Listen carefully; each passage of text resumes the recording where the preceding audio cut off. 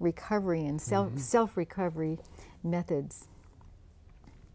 But the sad part about going to the Fairmont Hotel to where this neurologist was talking to the attorneys, they were not too interested in helping a survivor, and that really shocked me. So, but anyway, you just move on. Yeah, you know, you hit those walls and keep moving on, right?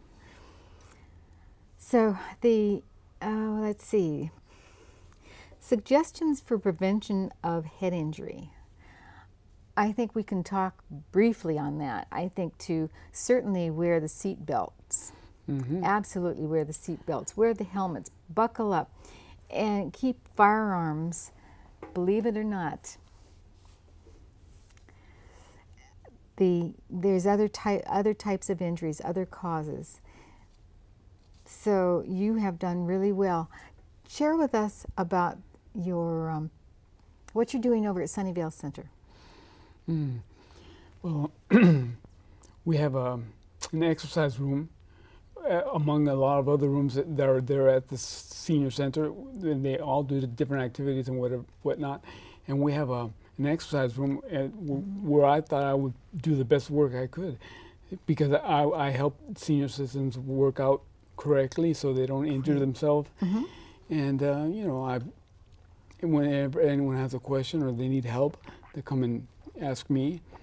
And so you're like a personal trainer, in a sense. In a sense. Yeah, in a sense. And it's really good because I realize how hard it is to, you know, when you get older and you start losing a lot of your abilities to do what you could. And that's the same thing that happened to me. And I had to relearn.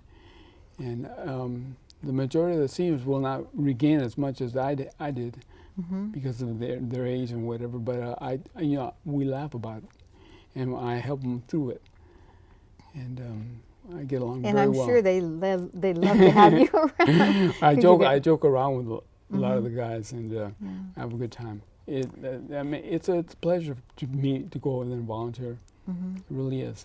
There's something that I forgot to mention, though, that I really make a big point of. Your book, you wrote, you did quite a bit of writing. Oh, yeah. And you had like the first 4 books, and as you put it, street language. Oh, yeah.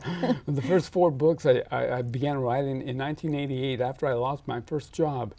After I worked there for a couple of years, and they got a new boss. The first boss was pretty nice.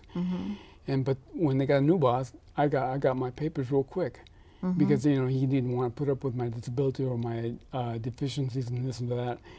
And so, well, I started collecting notes, started writing about my disability and how I overcame a lot of stuff and how I went through Good school. for you. Good for you. And I started collecting notes, and then I met a person who told me that an English instructor who told me that you can really write a book about this. Great. And I got all well, my the book notes. that I saw was the Uncharted Isle. An uncharted desert isle. Okay. You remember and Gilligan? I was really impressed with that. Oh. That's where I found the because catchphrases. Yeah, well, because I found and you out did that. Yeah, when you're disabled with a head injury, nobody knows where you're at, what you can do and what you can't do. So that's why I named it An Uncharted Desert Isle, because nobody knows where I am, or like millions of other head injured persons. Well, by writing, I'm sure they're going to start knowing where you are. I think what you're doing. Yeah. When I was going to school, that was the main thing. That was my strongest skill, my written work. That's what kept my head above water, because I couldn't remember from one thing to another. And but if you can write, the instructors enjoy having a student in there that can write with some skill. That's what kept my head above water, and I used it all the way through, and it worked for me. Great, that's great. I used a color coding system to help me organize, and it was, you know, everyone is different. Everyone uses a different technique, and we have. I mean, we could talk about this for I think for a couple of hours. There's so much to talk about. What is it like to have a head injury? What's it like for the rehabilitation, recovery, the self-recovery? Your attitude is amazing. You are so positive. You're certainly someone to look up to for sure.